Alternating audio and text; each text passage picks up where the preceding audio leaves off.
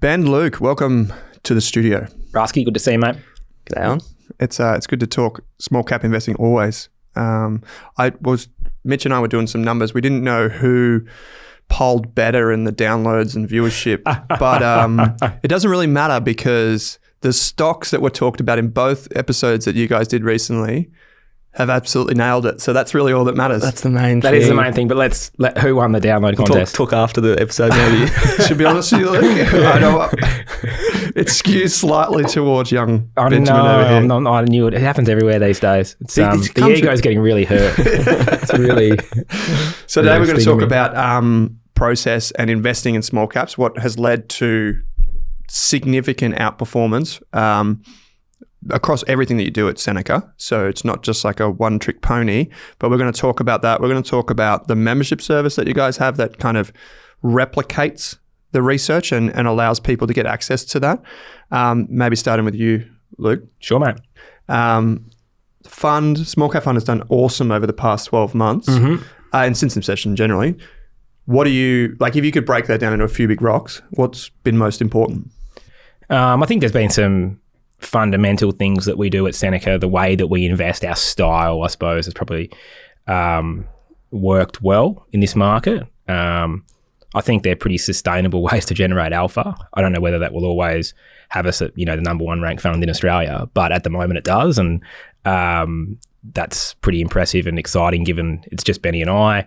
It is a pretty new product. We are, in the scheme of things, a pretty new business. We've been around 8 years now, but there's some companies that are, we're competing with that have been around for 28. So, look, I wouldn't put it down to any one or two things. I think we're going to go through, inflecting profitability, commodities, all the different kind of things that we invest in, and how they drive different companies in different ways.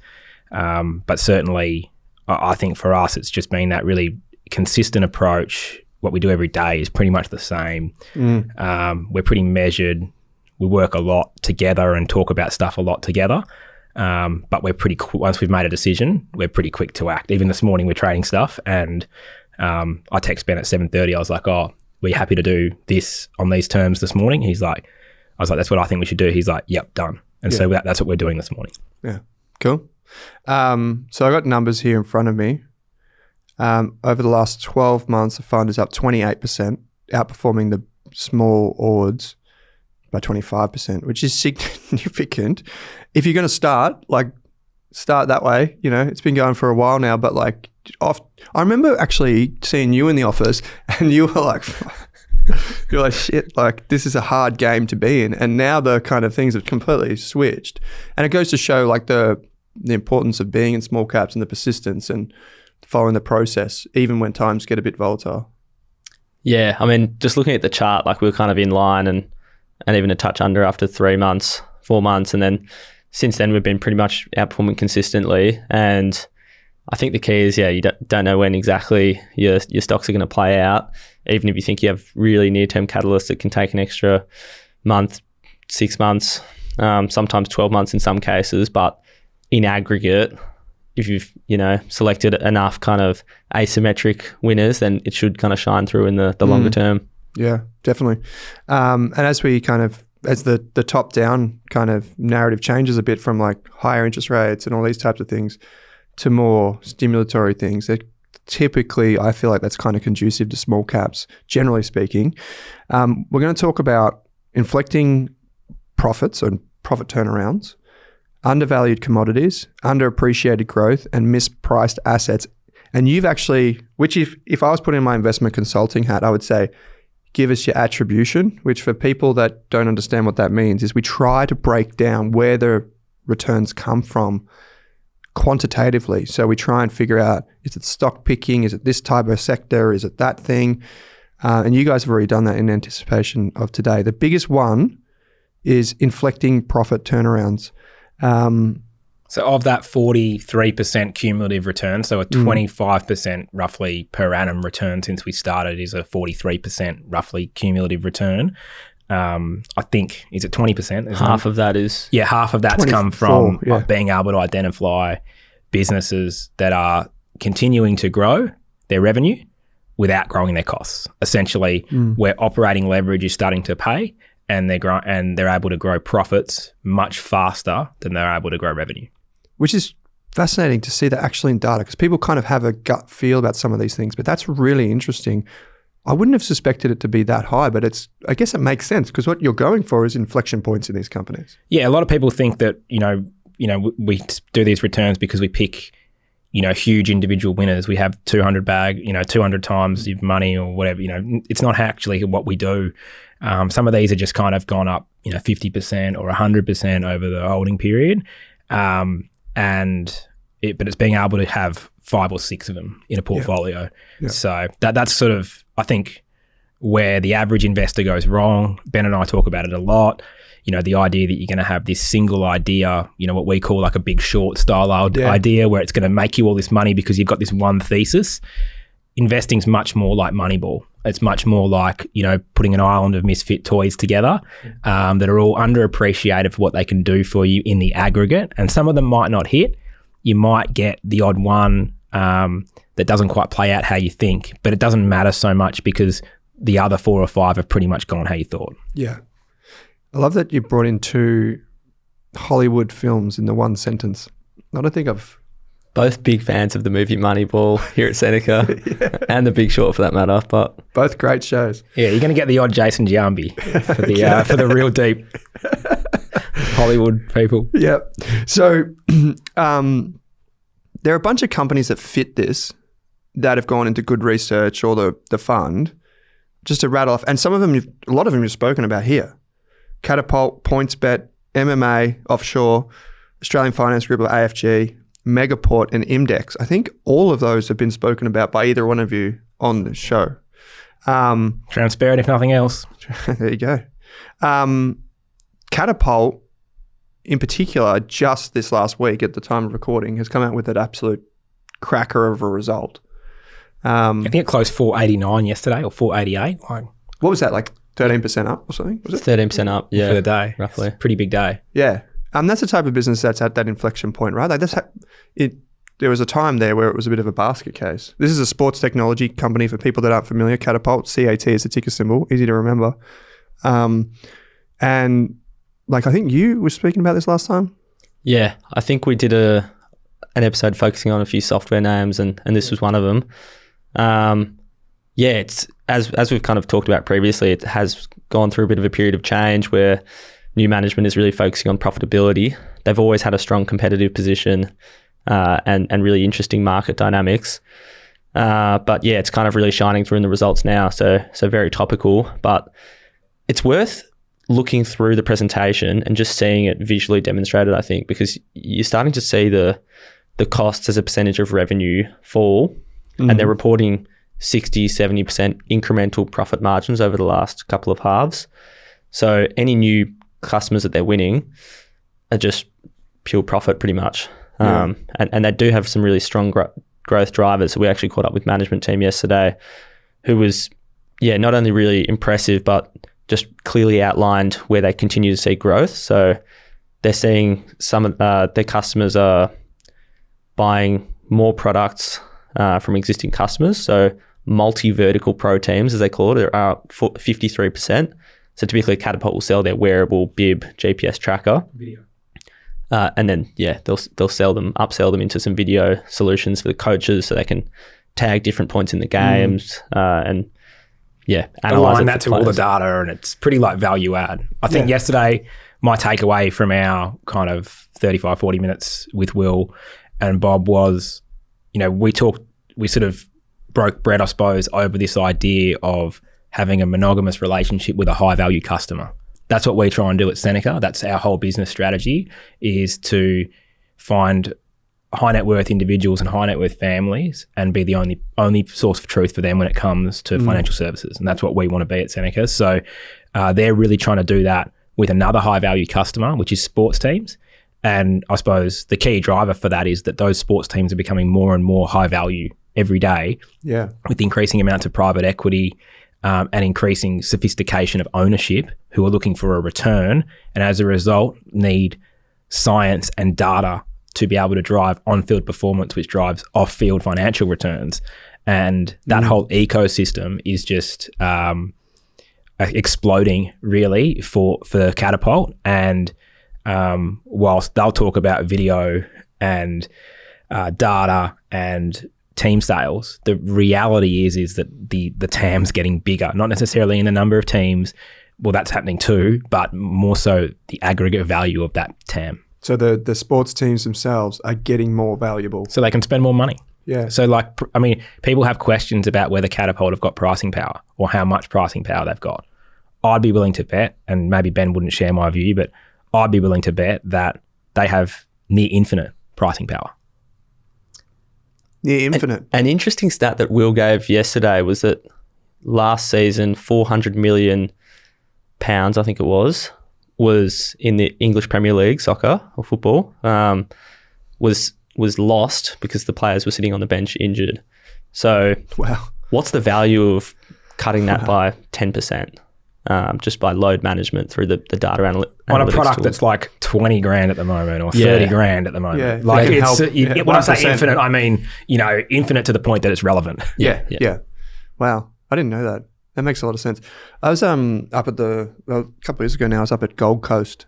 Is it? I don't want to get it wrong, but is it Metricon Stadium with the Gold Coast? Yeah, play? it is. Yeah. And I was chatting to some of the sports management team and stuff there. And this happens to be when Steven Gerrard, for people that follow soccer, and the Fulham soccer team was 20 meters away training at their facility. So they were just like, while they were in Australia, they were sharing a facility. And the Gold Coast Suns blokes, like, I won't name them, but they were like, oh yeah, they haven't even considered this, or this, or this.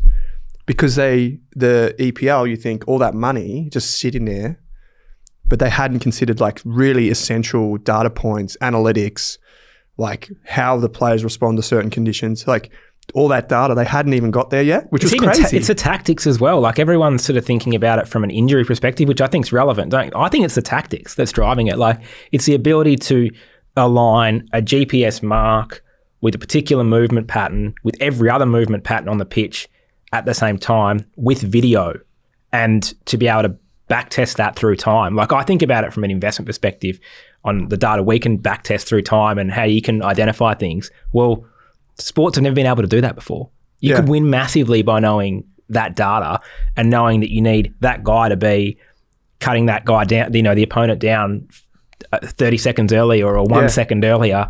And that's how, when I'm a big basketball fan, that's how basketball is played now. It's played on the smallest of margins in terms of passing angles, use of the shot clock. Like there's all these nuanced things with basketball, and I just think about soccer would be the same and NFL would be the same. And I think that's where Catapult's really winning. Yes, protect the assets, but I think there's also a win element to it as well. For sure, like the predictive analytics, which Catapult's talked about for a long time. Yeah, correct. Yeah. Well, they do that with like F1 stuff, right? Yep.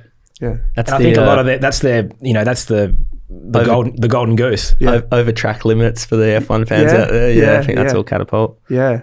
So it's see, like a good example of this is when you guys break down your portfolio and you can say 24% of our return has come from this profit inflecting turnaround thing. When you think about that, imagine if you didn't have that data and you're looking at your small cap portfolio, you're listening to this, you're thinking, I pick stocks and I hope one goes up a lot, versus having the intelligence to analyze the data and be like, no, where did it actually come from? But the thing is this is all what we would call ex ante. It's all backward looking, right? Very good, fantastic, nice, come and give you some nice stats and tell you what we've done. Well, we know where our next 25% of returns is coming from. Like, it's not going to be as precise as looking backwards, obviously, when you know. But I think having that ability to say, hey, in the next 12 months, like we're expecting this, and this, the returns are here. That's because of these, drivers of these businesses. I think it's really valuable to us and makes our job a lot easier to have really strong conviction in what we're doing. Ben, if you were to pick from these other companies, Catapult, PointsBet, MMA Offshore, AFG, Megaport, and Imdex, which one would you say best illustrates or is most interesting for people that are thinking about what does that inflection and profitability look like? Like which one would you say kind of demonstrates that?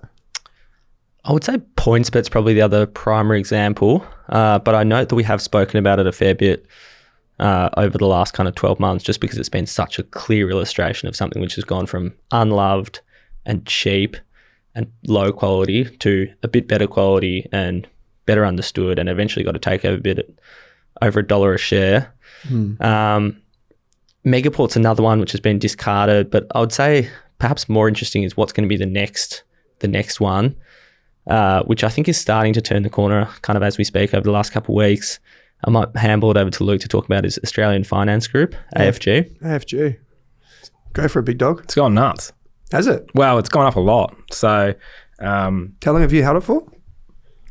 Almost since inception. Since inception, and it's not made us any money other than the dividends, which dividends have been good. Yeah, dividends are really good. So, you talked about this ages ago, though. Mate, I've been on this podcast talking about AFG for 2 years. So, until someone listens. Yeah. But I remember it because you named it as like an interesting dividend company. And I was It is a great dividend company. Yeah. Because you were saying something about like the, because this is for people that aren't familiar, this is an aggregator for mortgages and that sort of stuff. They connect mortgage brokers to loans and customers and stuff and uses technology. It's pretty awesome. But I remember this and I was like, what do you mean dividend stock? Yeah, everyone is surprised. But I mean, they have a really good established market dominant mortgage broking business or mortgage aggregator business, to be more specific. Makes good cash flow, covers all the costs of running the business, grows pretty steadily, and it pays nice dividends. And then they've got into essentially non-bank lending now, and the margins are starting to explode. And the mortgage war that's been going on with the banks has kind of squeezed them out of the market to a large extent, which is why the share price has been flat for a long time. But changing rates environment now, and what we think is going to be pretty bullish period for property. Definitely. I don't think that's necessarily a counter consensus view. And I mean, everyone's like, oh, I want to pay 3.7 times price to book for CBA doing no net interest margin expansion and no growth, when you can buy something like AFG and which has got massive sensitivity to, a broadening, I suppose, of the available addressable cohort of people looking for a loan. Yeah, and that's the biggest part of the market now is those people going via a mortgage broker. Yeah, I think mortgage brokers are doing like 70 or 80% of market share now, and AFG is Australia's largest mortgage aggregator. And if you think about their Australia AFG brokers on their platform, well, if it's taking, 6 weeks to get an approval through Westpac, it's taking 24, 48 hours to get one through AFG. And, even if the interest rate is 0.1, if you want to buy a house because prices are moving and you want to get going, well, your broker's going to recommend you use an AFG product. Well, that's the thing. Go for it. Just got a quick stat on AFG. Although it's been flat share price over the last few years, if you go back 10 years, the share price is up 84%. But if you include dividends reinvested, it's up 232%. Yeah, right. Significant. Is that, well, it probably doesn't include franking credits either, which you probably... Doesn't include franking credits. So franking credits, you got to scale that up by just say 30% roughly. Yeah. So it's huge. Yeah.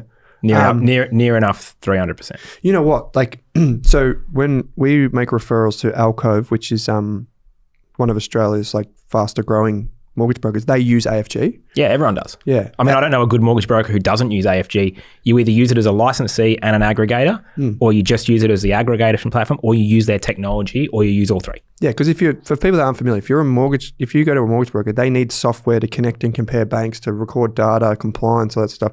AFG does all that, plus more. But it's interesting, right? Like, when we've done all these like referrals, hundreds and hundreds and hundreds over the last few years, overwhelmingly like 50 to 60% of people don't have the borrowing capacity they want. They'll have some borrowing capacity, but not as much as they want, which means they kind of go into this holding pattern, waiting for interest rates to become more, friendly. And then they're like, well, now I know the market's going to move. I need to go hard. And so I have this kind of view, maybe like you said, it's consensus view, but I have this kind of view that like there is a lot of pent up demand and businesses like AFG will benefit dramatically from that.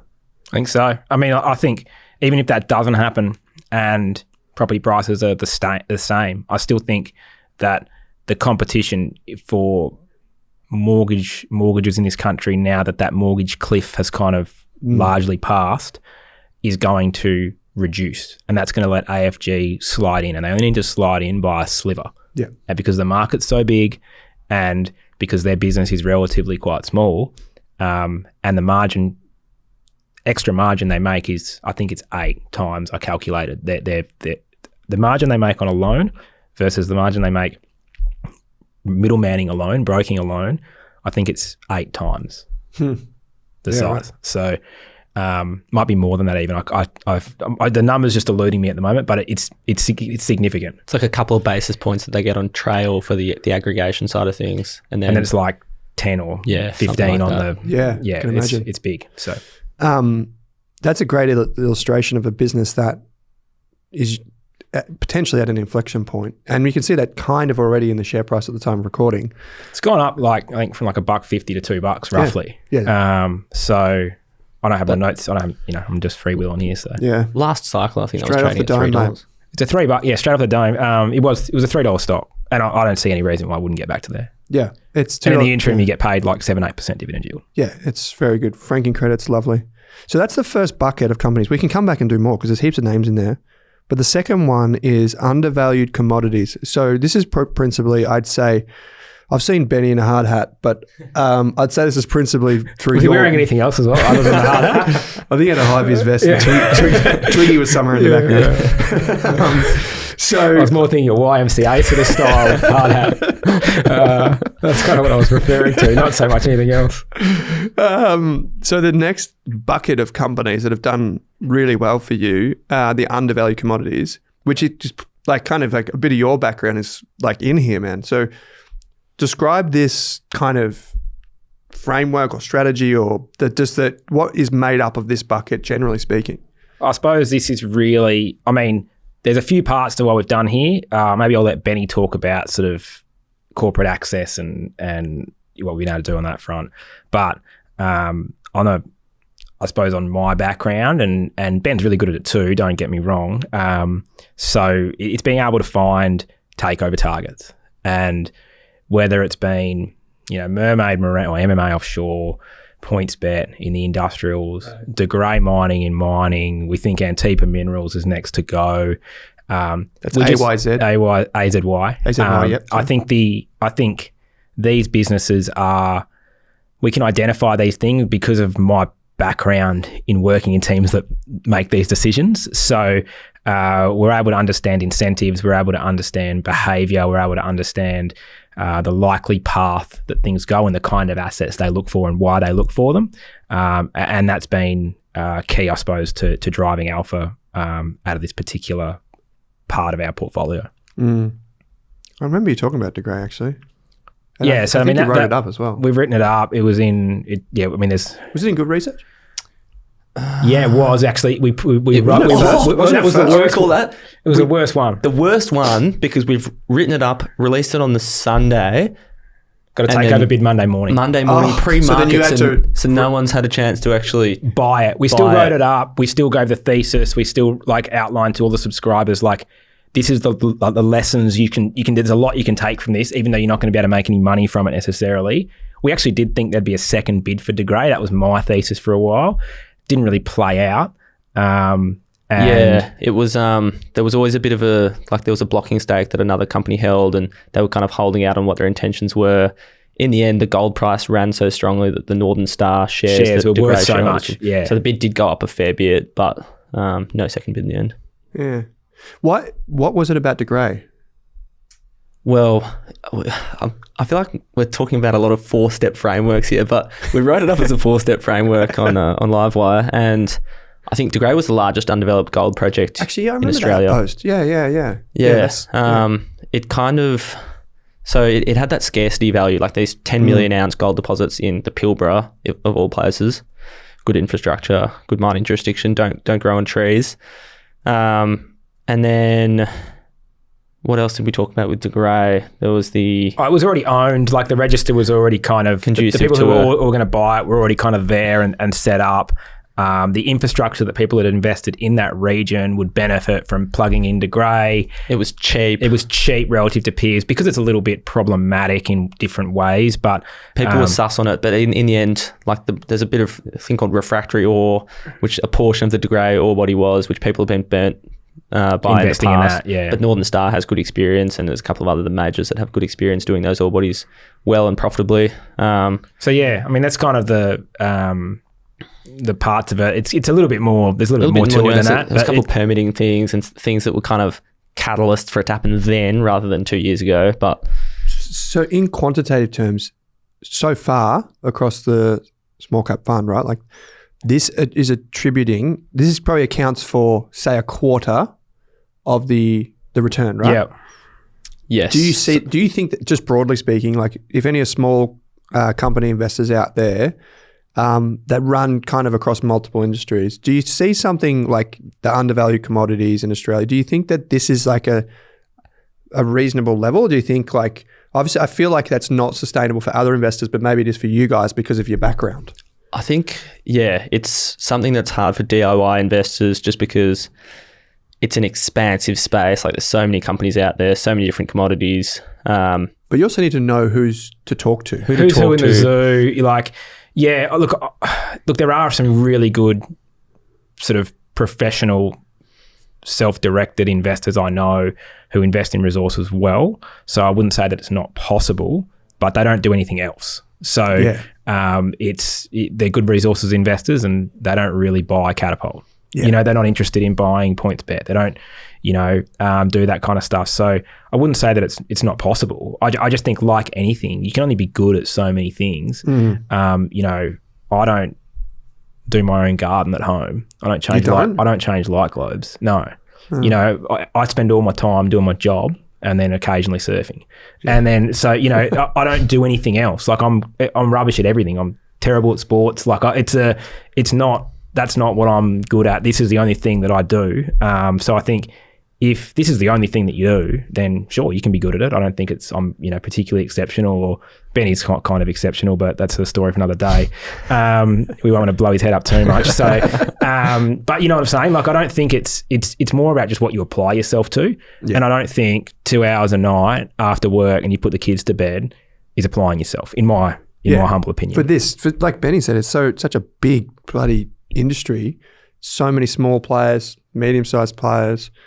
Like, how do you keep across all of that? Yeah, and it's 30% of the Small Ords Index. So it's an area which, if you're a small cap fund manager not doing it, well, yeah, it may detract sometimes, but it's a real alpha lever that we can pull when it is going well. So I think the other thing as well, there's plenty of geologists and mining engineers that I know who you would think would know their stuff about investing in this space. They're good engineers, they're good geologists, they're shit mining investors, and it's not because they're stupid or because they don't understand what we're talking about or because they don't understand the space. Investing is a different business to being a mining engineer. Yeah. Investing is a different business to being a geologist. So yes, having those tools in your toolkit is helpful, but a lot of the time, they find problems in things that just aren't relevant at that market cap. Yeah. Or, it's always when stuck you in the details, they're stuck in the nuance of it all, and they can always find a reason why this is guaranteed to work, and then something commercial comes out of the blue that they can't see, or vice versa. This is never going to work, but the commercials are so attractive that it doesn't really matter. I imagine you get a lot of those engineer type people signing up to good research because they're interested in like why these things happen. For sure. And finding those businesses. I think if I was to look through the 130 odd subscribers to Good Research at the moment, we're only offering it to 200 people. So if you want to sign up, go and do it.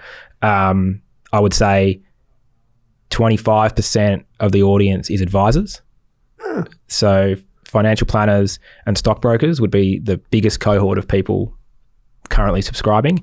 The next cohort, I would say, would be another quarter of roughly would just be self-directed super fund investors who are never going to pay an advisor, who are never going to invest in a fund, but they like the way that we think about things. They're probably subscribers to Under the Radar. They're probably subscribers to other research services from around the world. And then the balance is people who just are following us for one reason or another.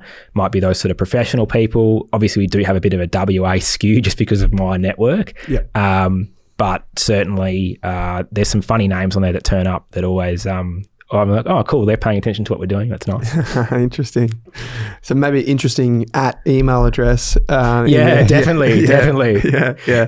Okay. So when you get an at degreymining.com.au, you're like, oh, that's quite interesting. Yeah, hold on a second. Yeah. So I think we were going to initially break this up into 2 episodes. I think we got to come back and we got to go over these again. But I do want to cover some of these things right now. This next bucket, Benny, is underappreciated growth and the mispriced assets. So there's 2 in there: underappreciated growth and mispriced assets. And in this first, I'm just looking at the list of names. Underappreciated growth. If you're a quality investor and you're looking at smaller to mid-sized companies, the companies on this list are like awesome, like Energy One, Objective Corp, XRF, RPM Global, like awesome businesses. Yeah, this is kind of your quality compounder bucket. Yeah. But, you know, it depends on how high quality the market's pricing. So we're not just going to buy it because it's high quality, but it has to be like each one of these I could rattle off. Energy One has gone from being kind of, had a couple of one-off misses, and it's gone from trading at $5 to $13 as not only the earnings growth has come back, but the multiples expanded from 10 times EBITDA to 20 times EBITDA. Objective Corp, it's trades on a premium multiple, but it's still not as high as some software peers if you kind of adjust it on a like-for-like basis. XRF gets priced like a cyclical despite having 20% compound earnings growth for the last 5 years in basically a straight line. RPM Global, same thing. It's cheap relative to peers. It's got a strategic angle. So it's all about relative to what price you're getting, I suppose, is the key there. But I'd imagine if you do the attribution in like 5 years, right? Like if you run the composition of like what worked well over the full duration, I reckon this bucket will slowly like start to show the reps. I think this is the one that kind of slowly chips away over time, and over the long term looks really good, but the others are kind of can come and go. So even though we've broken down and inflecting profitability has been the biggest driver in the previous 18 months, what might work over the next 18 months could be this. It could be some of these mispriced assets, which so far haven't contributed as much. So it's kind of like multiple shots on goal. Yeah, your job as a fund manager is not to guess. Your job as a fund manager is to do what you can do with within your control. And I think we're always going to own stuff in all these buckets. And ironically, when you do it in hindsight, you'll come back to me and you'll say, oh, well, Catapult's now not inflecting profitability. Now it's a quality compounder. Yeah. And so the reality is like, we actually don't think about any of this stuff. Yeah. This is how we classify it for you. Yeah. Right. So we're just trying to find the same stuff we're always trying to find. Which is good businesses at good businesses that are growing at good prices, right? Like it's not rocket science. As I've said before, we don't have a style. Our styles make money. That's what we do. So if we can find a 1 + 1 = 3, hidden asset value, you'll do it. Like it doesn't. It's just this is just what's worked to date. And I think if you built your investment philosophy around finding these things, you do quite well. But these are just 4 tricks that we're using at the moment that have worked. So old Drew Boy and myself have been running these $10,000 fake portfolios on the show. And I've just realized that I think you guys have like invaded my brain over the last few years, because some of these companies are the companies that are in my portfolio, in that fake portfolio. I'm still in all your IP. Did you have the small caps fund in that hypothetical portfolio? Drew, maybe? I think Drew mentioned it to me a while ago. I don't know. I don't know if we could track it. Oh, that's right. Can someone, so for example, if I'm a financial advisor, can I invest in the small cap fund? How do I invest in the small cap fund? Easy. So if you want to go check out the data that you're talking about, you can go on to Morningstar, FE Analytics, Lonsec, Zenith, Mercer, pretty much anything that tracks any of those things. We submit data to those guys every month. So they've got up-to-date data from us, like any other fund manager that you would see out there. If you're a wholesale investor, you can apply for the small cap fund via the website. You'll get taken to the Newport Asset Management portal, Unitized portal, and you can just whack your details in, add your ID, submit your payment, and you'll be invested. We do monthly liquidities on the first of the month every month, monthly pricing on the first of the month every month, and it's pretty straightforward. So otherwise, you can just email us, either me or info@senecafs.com.au, and we'll hook it up for you and organise all the admin. Okay. That's because I'm just really interested in that Like being able to be an outside and invest in that. Like I imagine because you've got like the good research, which is like for people that are more maybe DIY in nature, but then there's the fund as well, which doesn't have a management fee, which I'd imagine for people that know what they're looking for is very appealing. Yeah, so it's 0% management fee, 20% performance fee above the RBA cash rate. Importantly, with a high watermark. So essentially, if we don't make you an incremental dollar, we don't pay. We don't get paid. So if the fund's not going up to new highs every month, we don't get paid. So that's how it works. It suits me. It suits the people who are invested in there at the moment. It suits our staff who are significant investors in the fund. So that's how we do it that way. Yeah. Well, yeah. So, okay. So for folks that are listening, I'll put links in for both of those. But there is this other bucket here, which we will come back and talk more about, I think, which are the mispriced assets. Talk to us about like I know you're clarifying this for us here today, but what does this look like? Either one of you, like what goes in here? I think, as Luke said, it's kind of the 1 + 1 = 3. So where you're kind of paying for one asset in the business and there's a second asset which isn't quite as clear maybe what it's worth, which we can form a view on and generate some upside. So we often talk about the money's made in the grey areas, not in the black and white, because if it's really obvious in black and white, then everyone can see it and it'll be priced accordingly. But just a quick example is Global Data Center Group, GDC. It was kind of underpinned by its Perth and European data center assets, and it had this 1% stake in AirTrunk, which is hyperscale, customers like Microsoft, Google. And it was a private company. It was kind of unclear exactly what it was going to be worth and how they would realize it.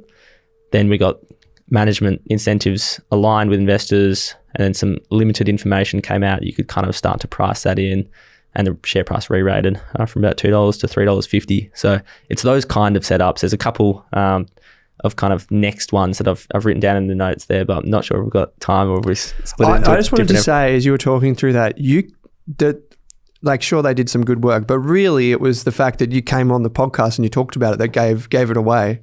Yeah, so we're giving 50% of the upside away to Rask listeners. I think you were the only one that ever spoke about this company on the podcast, ever, in the history of the... I followed it for years, had PA invested in it, lost money, just couldn't believe what I was missing. It went down from $1.50 to $1.10. I think it was one of the biggest positions that I owned personally. And then it started to kind of catch on, and I was like, I'm not an complete idiot after all. That's how I felt about GQG. Remember, I was like, GQG was like $1.30, and I was like, what am I missing here? Am I like a bit impaired? Like, what's wrong with me? Yeah. I just wanted to add, Owen, there, I think this hidden asset value is actually more about behavioral finance than it is about anything else. So, the markets the markets, the analysts, the people in the market, the research, people who write research, they're inherently conservative. They're getting paid really well to protect, and so they want to protect their job. They want to pay their mortgage. They want to put their kids through private school. So they're not going to go out on a limb and value an unknown asset or a still being developed asset or something that's not fixed in stone yet at full whack. They're just not going to do it. They'll value the existing product, the existing part of the business, the known part of the business at the normal rates, which is fine. That gets incorporated into the price. But that means that if there's $100 potential value in something, they might only ascribe 50, often 20, often 10.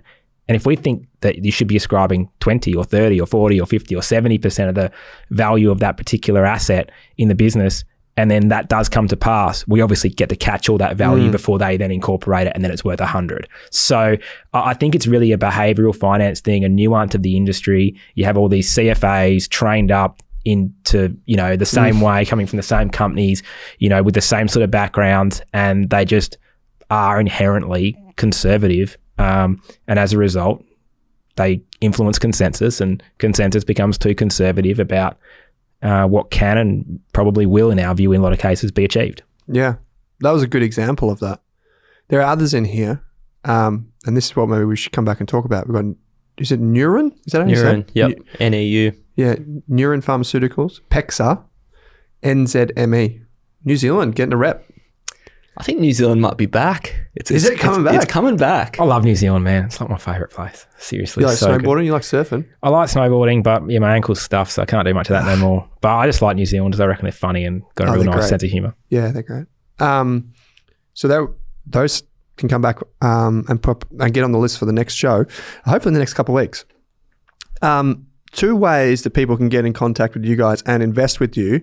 One is if they like to research and do it all themselves. It's good research. There is a discount that applies from the annual subscription at the moment. It's 10% off, but it's also most likely tax deductible if you've got a portfolio that's earning income, which is pretty much everyone on the show. So go and check it out. Now, just as a reminder to people, tax time does finish at 30 June. So read between the lines. So yeah, $2,500 for the year. So $250 off if you use the code. Is it Owen? Yes. Owen. OWEN. At checkout. And if you've got any questions about it or whatever, just email me. Yeah.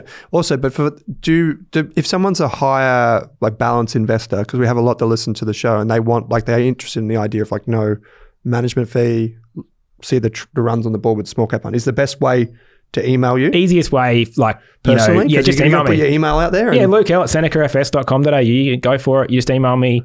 Tell me how much you want to invest. Minimum's $100,000. I'll take it in 2 chunks or 2 months if you want to, split it up or whatever, which I understand. But get in touch with me. Luke L at senecafs.com.au. Go on my LinkedIn. You'll find it there. Yeah. I'm sure people won't have any trouble finding me.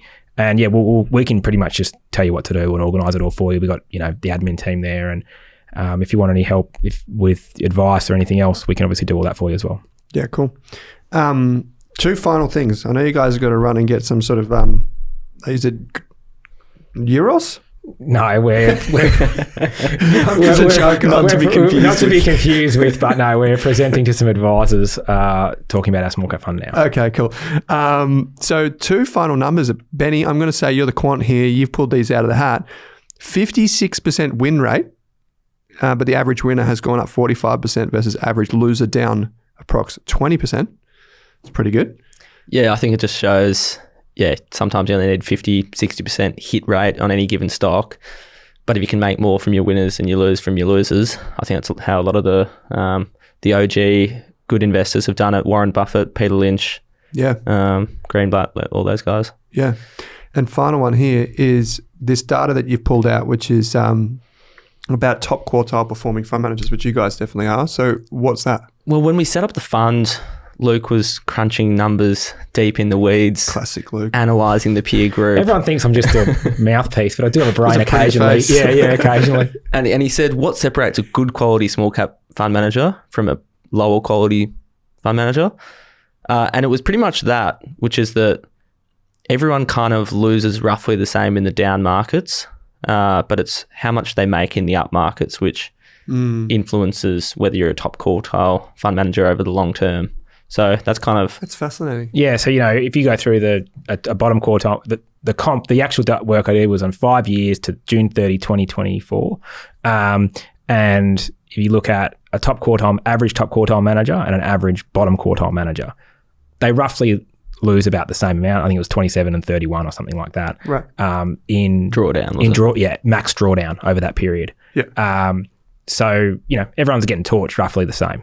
But it really was about how much money you could make in the bull market, and could you adjust your portfolio at the bottom of the market and capture more alpha on the upside. And I think that's something that, retail, I don't use mum and dad investors at home do poorly, is they think the bottom of the market's the worst time to sell. Yeah. It's actually not. It's a great time to sell if you're going to rebuy and buy something better that's going to go up more. So April was a good example, I think, where we traded a lot. And our fund was down, the benchmark was down pretty hefty, and we actually recovered it. Positive month. We traded, recovered it in positive month. Yeah, and that was with the Trump tariff stuff. With the Trump tariff stuff. So, bottom of the market, I think market was down 8 or 9% intra-month, and then it closed up, I'm going to call it flat. I think it was flat. No, we're more than that, because we closed up 2.15, I think, top of my head for April. And the market was maybe up 1.5. No, you're right, 1.5. Yeah. So, it was really about how much you can get out of the hole, not so much, how much you were in it. Interesting. That's fascinating. I've never heard that. Everyone's in before. it. No one's out there. Everyone gets the same. Everyone gets on the way down. Everyone gets whacked. Yeah. But on the way up is where you get the reps in. And I think that's, counterintuitive again to natural investor behavior and behavioral finance. It's like, oh, I need to avoid losing money. No, you don't know how to make money. That's your problem. Yeah, interesting. It's actually all about the offense. Interesting. Well, that's what you pay small cap fund managers to do anyway, right? Yeah, for sure. 100%. Yeah. Well, this has been or don't pay them as the case may be. Or don't pay them if they don't perform. yeah, exactly right. Well, this has been heaps of fun. I'll put links in the show notes to all the stuff, as well as the back catalogue, so people can go see the proof in the actual pudding. There is a lot of stuff in the back catalogue. Seneca Rask back catalogue. yeah. So some real deep COVID stuff too. You can get Owen and I going way back. And if people want to write in, like before the next session, these are the companies I would encourage you to write in and ask questions about. We can get Luke and Ben back to answer questions around these. Catapult, PointsBet, MMA Offshore AFG, Megaport, Imdex, De Grey Mining, Antipa Minerals. I never heard of that one until today. If that's even still if that's still around, listed by the time we come back, it's gone. I'm telling you right now. Energy One, Objective Corp, XRF, RPM. On the mispriced assets, GDC. Has that been? Yeah, It's gone as well. Gone. MMA's gone. PointsBet's gone. If you want to ask questions around them, though, that the kind of or thesis, like how or why, NZME, PEXA, and Neuron. Write in, do it now, because we'll get the guys back on before the end of tax year. But if you want to just go and read the full research, get it at Good Research. There'll be a link in the show notes. Use the coupon code. I don't get anything from it. It's just literally because you get a discount. You can join up. Good time of year to do it. Guys, heaps of fun. Go and enjoy the next session that you got to present to. Everyone bloody wants you now. You're famous. So thanks for taking some time to join me in the show. Thanks, Rasky. Thanks a lot, Owen. Thanks for watching this video on the Rask Network. While you're here, don't forget to like and subscribe so you can get videos each and every day on business, finance, investing, and so much more.